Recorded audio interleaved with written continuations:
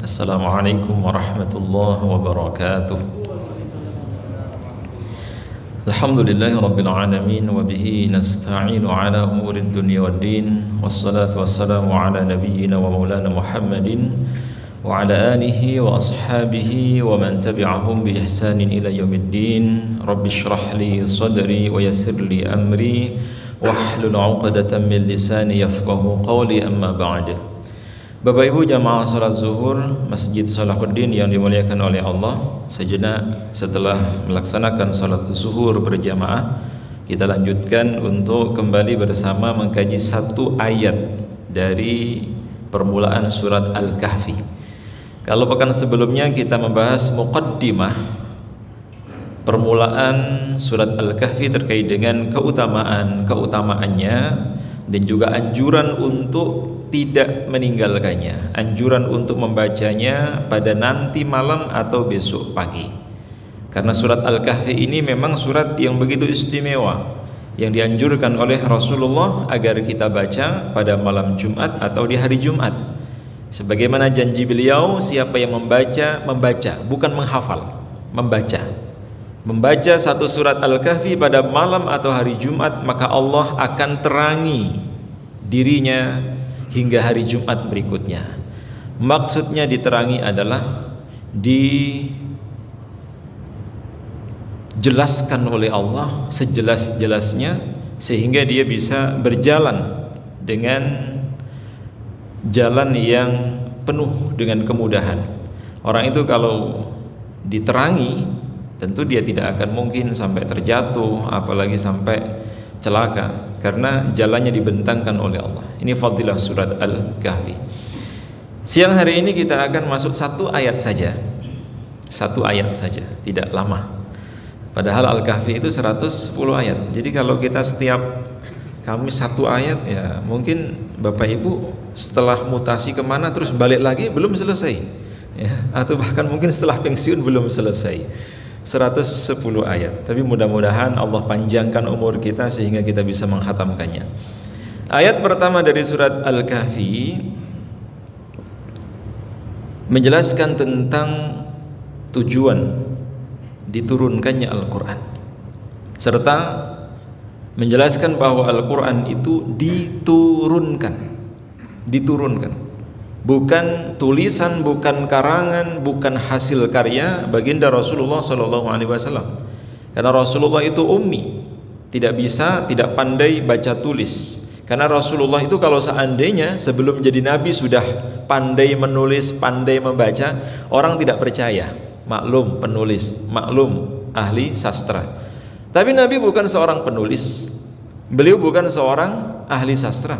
Namun apa yang keluar dari lisan beliau melebihi ungkapan, untaian kata-kata seorang ahli sastra, bahkan saat itu disebut dengan kelas dunia. Maka Allah mengawali ayat ini dengan Bismillahirrahmanirrahim. Alhamdulillahilladzi anzala ala 'abdihil kitaba wa lam yaj'al lahu 'iwaja. Alhamdulillahi, segala puji bagi Allah. Surat Al-Kahfi ini diawali oleh Allah dengan memuji dirinya sendiri. Segala puji bagi Allah. Ternyata tidak hanya Al-Fatihah yang diawali dengan Alhamdulillah.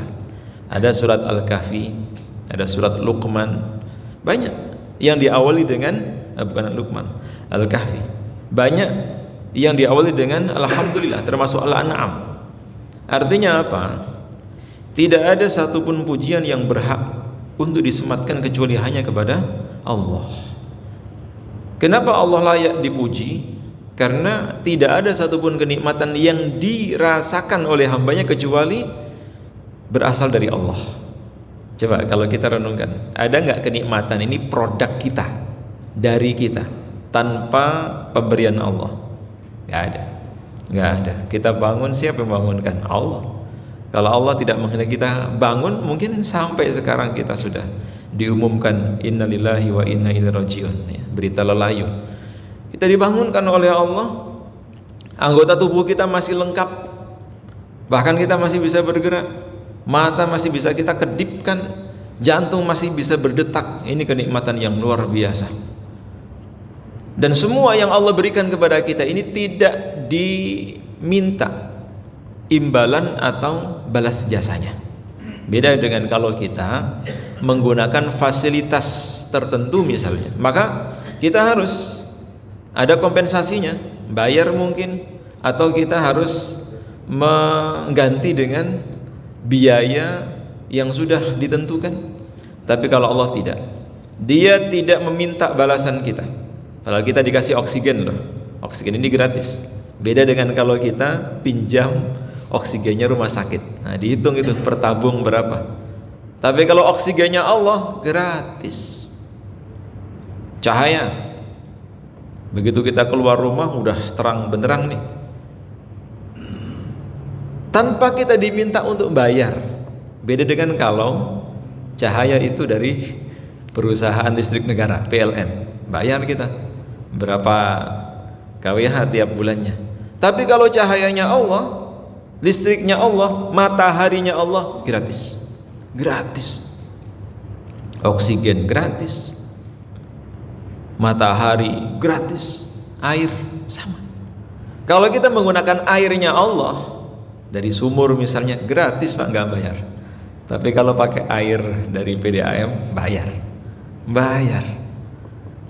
Maka Allah tidak pernah memberikan nota, kwitansi atau bil kepada kita setiap bulannya atau bahkan seumur hidup kita atas fasilitas yang kita nikmati.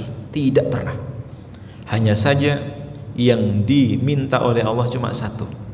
Wa ma khalaqtul jinna wal insa illa liya'budun ay liyashkurun. Yang diminta oleh Allah adalah agar kita berterima kasih. Udah itu saja. Agar kita berterima kasih. Matur nuwun. Bayarannya cuma matur nuwun. Misalnya nih, kalau ada, mohon maaf, seorang tukang parkir misalnya, atau polisi cepek lah yang di pinggir-pinggir atau di tengah jalan untuk bantu kita menyeberangkan kendaraan itu kalau cuma dikasih matur nuwun, kira-kira tetap tersenyum atau besengut ya, apa bahasanya besengut itu, masam. Kalau dikasih uang mungkin wah terima kasih, sempritannya tambah banter pruit gitu. Makin banyak uangnya yang dikasih, makin banter sempritannya, minggir gitu. Tapi kalau kita hanya kasih terima kasih, oh udah, mungkin dibiarin kita nyebrang sendiri. Tapi kalau Allah tidak. Allah tidak pernah meminta bayaran kepada kita. Yang diminta oleh Allah hanya satu, agar kita beribadah kepadanya, agar kita mentaatinya, agar kita mensyukurinya, meskipun minimal hanya dengan lisan. Alhamdulillah. Ucapan alhamdulillah ini menunjukkan bahwa kita mengakui atas nikmat yang Allah berikan kepada kita. Maka Allah itu senang Pak kalau nikmatnya digunakan, nikmatnya Allah ditampakkan, nikmatnya Allah diperlihatkan. Wa amma bi ni'mati rabbika fahaddis. Terhadap nikmat Tuhanmu maka perlihatkan. Kita dikasih sehat, gunakan sehat kita untuk beribadah kepada Allah. Atau kita dikasih kendaraan, jangan sampai kendaraan kita digarasi terus, kemuli, ditusi, dilap sampai kinclong. Tidak pernah kendaraan kita parkir di masjid, tidak pernah kendaraan kita parkir di musola, tidak pernah kendaraan kita parkir di majelis taklim. Itu hisabnya berat Pak. Rumah pun demikian. Kita dikasih rumah sama Allah, tapi hanya untuk tidur, kumpul keluarga. Tidak pernah kita undang anak yatim, tidak pernah kita undang khataman baca Quran, tidak pernah kita undang untuk silaturahim. Berat hisabnya. Tapi kalau kita dikasih nikmat sama Allah, lalu nikmat itu kita gunakan untuk bersyukur kepada Allah, Allah senang. Allah pasti akan menambah nikmat itu lebih banyak lagi. La in syakartum la zidannakum wa la in kafartum inna adzabi lasyadid. Jadi alhamdulillah ini adalah sebuah pengakuan. Kita mengakui, ya Allah, nikmat yang saya rasakan, nikmat yang saya miliki ini adalah darimu, berasal darimu. Bukan semata-mata karena saya bisa atau karena saya melakukan sesuatu, tapi darimu. Banyak orang yang bekerja tapi tidak mendapatkan hasil, karena pekerjaan itu tidak menentukan hasil. Maka kita tidak bisa berpatokan bahwa setiap hasil ditentukan oleh usaha yang kita lakukan. Bisa jadi sebaliknya, di luar dugaan kita. Ada yang siang jadi malam, peras keringat, banting tulang, tapi tidak ada hasilnya.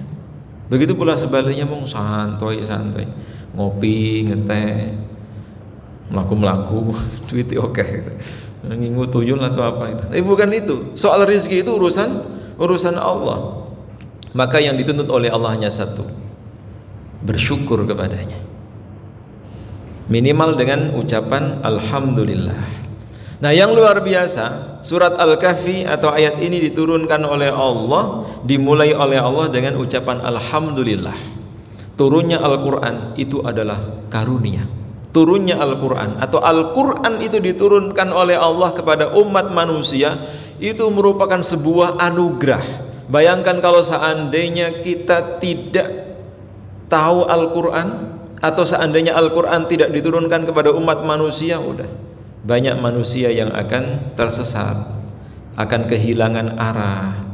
Manusia termasuk kita tidak bisa membedakan mana yang baik, mana yang buruk. Maka Al-Quran diturunkan oleh Allah ini sebuah karunia, sebagaimana Allah firmankan di dalam surat Al-An'am ayat 164, laqad mannallahu 'alal mu'minin idz ba'atsa fihim rasulan min anfusihim yatslu 'alaihim ayatihi wa yuzakkihim wa yu'allimuhumul kitaba wal hikmah wa in kanu min qablu lafi dhalalim mubin. Dan sungguh kata Allah, telah kami anugerahkan, kami berikan karunia kepada orang-orang yang beriman. Berupa apa? Berupa diutusnya seorang Rasul kepada mereka yang membacakan Alkitab, mengajarkan mereka, serta mensucikan mereka. Jadi diutusnya Rasulullah SAW itu merupakan karunia, nikmat terbesar yang diterima oleh seorang hamba. Kalau Rasulullah tidak diutus kepada kita, Al-Quran tidak diturunkan kepada kita, udah bisa jadi tidak ada bedanya antara manusia dengan binatang.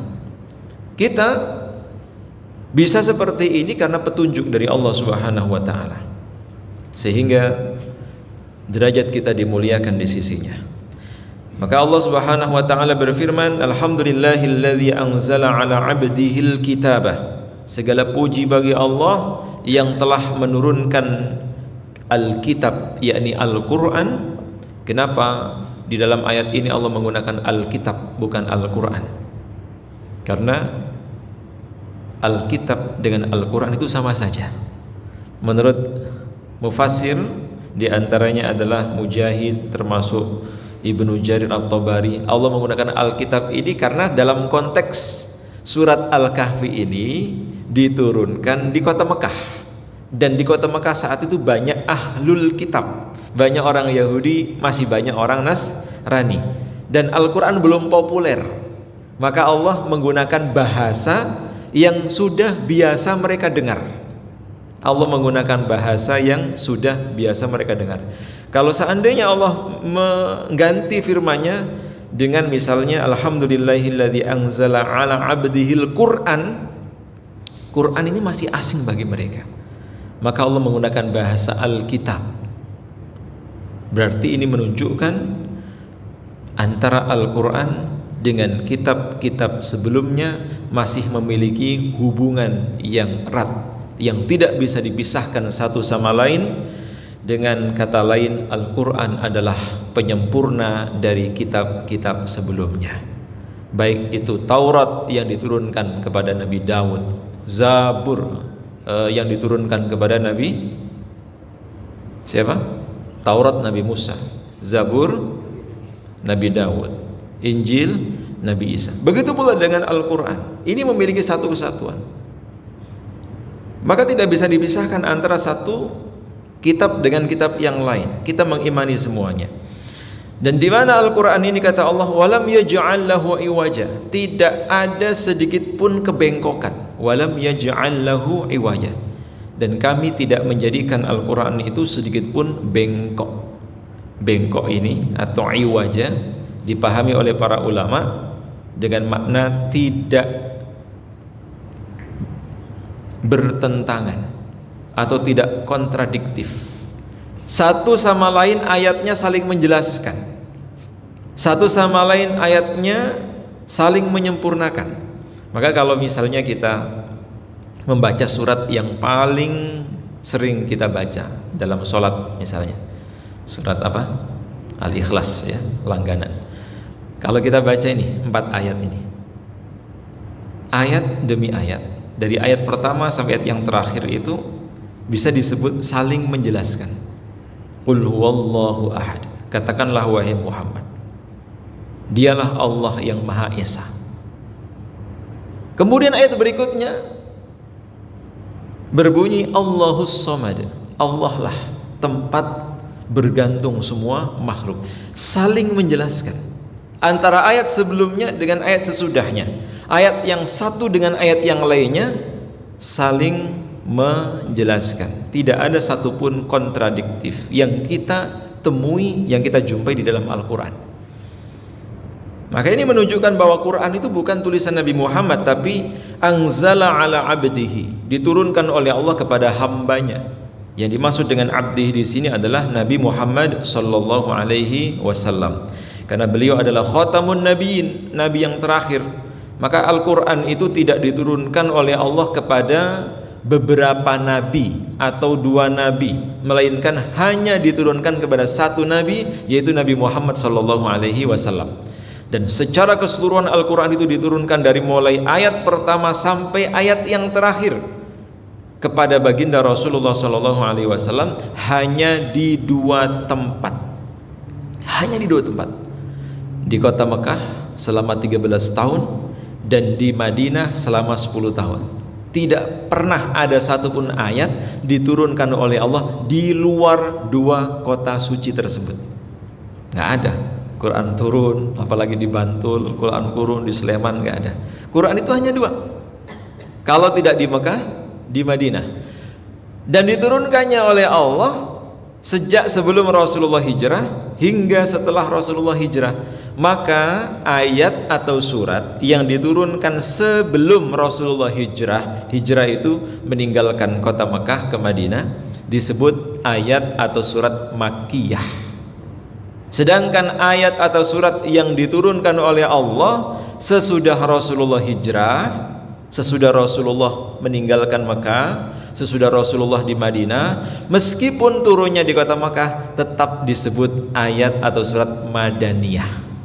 Jadi ayat atau surat Makkiyah Madaniyah itu bukan tergantung tempat, bukan, tapi tergantung sebelum atau sesudah hijrah. Meskipun diturunkan di kota Mekah nih, tapi diturunkannya setelah Rasulullah hijrah, namanya surat Madaniyah. Kalau surat ini jelas, Al-Kahfi itu diturunkan di kota Mekah. Ketika di awal-awal Islam masih banyak orang-orang kafir musyrik, maka ayat-ayat yang berisi di dalamnya terkait dengan keimanan, tentang tauhid, tentang ibadah dan lain sebagainya.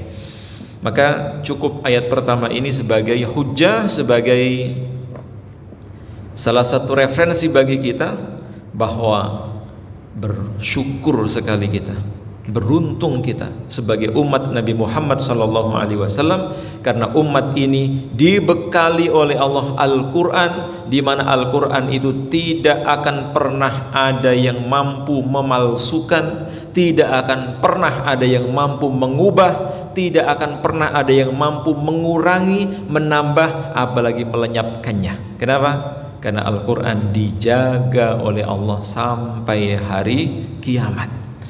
Maka berbeda dengan surat atau kitab-kitab sebelum Quran, dari mulai Zabur, Taurat hingga Injil, banyak pemalsuan menurut versi umat Islam, ya. Sedangkan Al-Quran ini masih ori. Surat Al-Fatihah yang diturunkan oleh Allah kepada Rasulullah 15.000 tahun yang lalu sama dengan surat Al-Fatihah yang tadi dalam sholat kita baca. Surat Al-Ikhlas yang diturunkan oleh Allah kepada Rasulullah di kota Mekah pada abad ke-7 sama dengan surat Al-Ikhlas yang tadi kita baca dalam sholat. Tidak ada perubahan, satu harokat pun, satu huruf pun. Karena Allah menjanjikan di dalam Al-Quran surat Al-Hijr, inna nahnu nazzalna dzikra wa inna lahu lahafizun. Sesungguhnya kamilah yang telah menurunkan Al-Quran, dan sungguh kami, kata Allah, benar-benar pasti akan memeliharanya. Jadi tidak akan pernah berhasil, tidak akan pernah bisa siapapun yang ingin memalsukan Quran. Dengan cara apa Allah menjaga Al-Quran? Salah satu caranya adalah dengan menggerakkan hati hamba-hambanya untuk menghafalkan Al-Quran. Dengan semakin banyaknya penghafal Quran, mustahil, tidak mungkin Al-Quran bisa dipalsukan. Jangankan panjenengan hafal 30 juz, jenengan hafal surat An-Nas saja, satu surat saja. Misalnya pas tiba-tiba buka HP, terutama yang paling banyak kasusnya di HP, Quran yang diinstal di Android, kita baca ini surat An-Nas, Qul a'udzu birabbin nas maliki yaumiddin. Kaget kita, loh kok tiba-tiba ada maliki yaumiddin? Seharusnya kan Qul a'udzu birabbin nas malikin nas ilahin nas, sampai terakhir SSSS semua. Qul a'udzu birabbin nas malikin nas ilahin nas, semua sin-sin. Lalu tiba-tiba kita baca Quran, yang kita baca surat An-Nas, Qul a'udzu birabbin nas maliki yaumiddin. Pasti benar atau salah? Pasti salah. Gampang untuk mendeteksi, pasti salah ini. Wong saya dari TK, dari kecil hafal surat An-Nas ya malikin nas, belum pernah mendengar maliki yaumiddin, itu surat Al-Fatihah kan gitu. Maka itulah cara Allah menjaga Al-Quran sampai hari kiamat. Tidak akan pernah ada yang bisa menghapus, mengurangi, menambahkan, apalagi memalsukannya. Bersyukur kita sebagai umat Nabi Muhammad SAW, maka seyogyanya Al-Quran yang diturunkan oleh Allah kepada kita tidak hanya kita simpan, tapi juga kita baca, kita pelajari, kita fahami, dan kita amalkan. Mudah-mudahan kita diberikan kemampuan oleh Allah untuk memiliki kebiasaan membaca Al-Quran, dan Allah jadikan keluarga kita termasuk anak cucu kita sebagai ahlul Quran. Amin ya rabbal alamin. Kita akhiri bersama dengan hamdalah dan doa kafaratul majlis. Alhamdulillahirabbil alamin. Subhanakallahumma wa bihamdika asyhadu an la ilaha illa anta astaghfiruka wa atubu ilaik. Billahi taufiq wal hidayah. Wassalamualaikum warahmatullahi wabarakatuh.